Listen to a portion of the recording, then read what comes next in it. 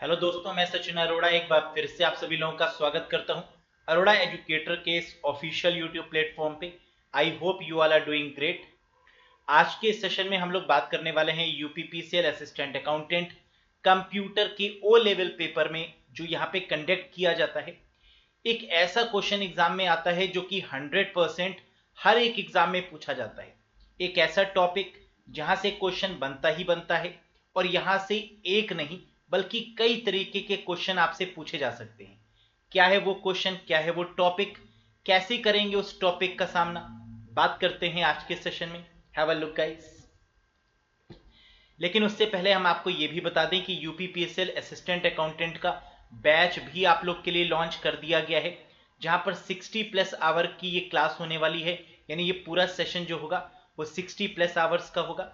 Batch आपका 15 अक्टूबर से start हो गया है। तो जितने भी कैंडिडेट्स अब कनेक्ट करते हैं तो लाइव सेशंस जो उन्होंने मिस कर दिए हैं उनको वे रिकॉर्डेड मोड में देख पाएंगे और बाकी सेशंस में वो हमारे साथ कनेक्ट हो पाएंगे।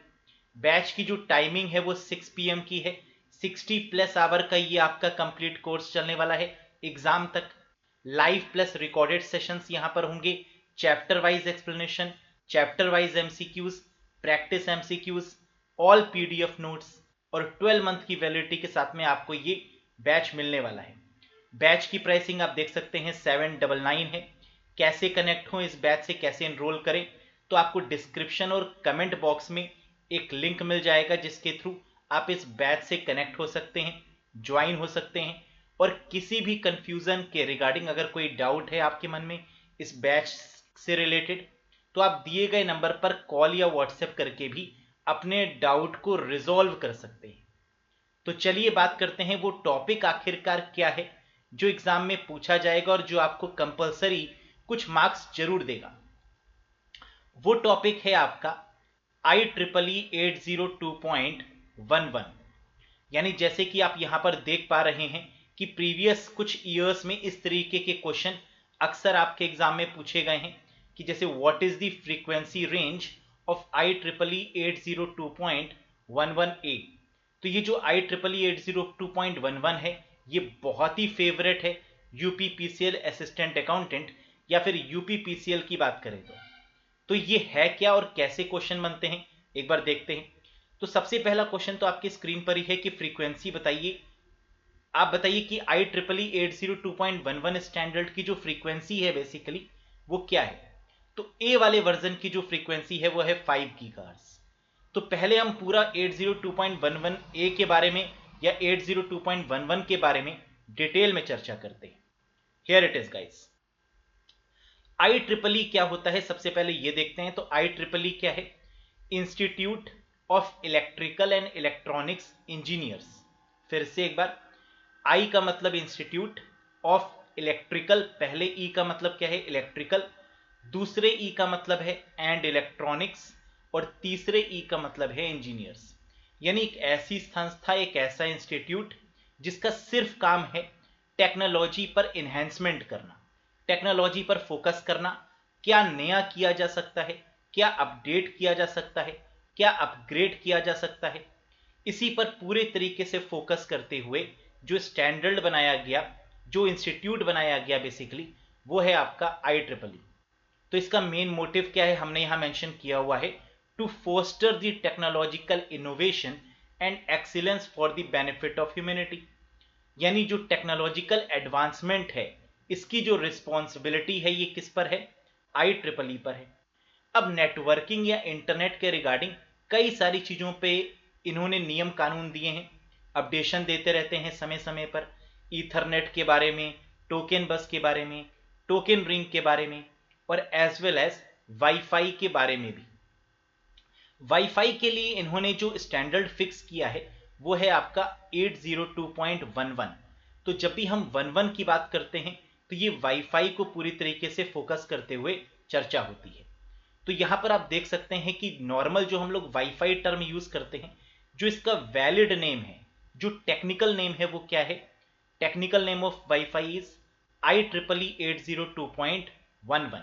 तो 802.11 बोले या फिर वाईफाई बोले, बात एक ही है। वाईफाई की जो फुल फॉर्म होती है वो क्या है? वायरलेस फिडेलिटी है। Wifi stands for wireless Fidelity. इसी तरीके से इन्होंने जब वाईफाई पर बहुत ज़्यादा एडवांसमेंट करने की सोची तो बहुत सारे स्टैंडर्ड इन्होंने लॉन्च कर दिए अभी तक। जैसे सबसे पहले इन्होंने 802.11 ए स्टैंडर्ड पर बात करी, फिर उसके बाद इन्होंने कहा कि कुछ और अपडेशन होना चाहिए तो बी स्टैंडर्ड पर बात करी, फिर उसके बाद जी आया, एन आया, ए सी आया, ए एक्स आया, ए डी आया।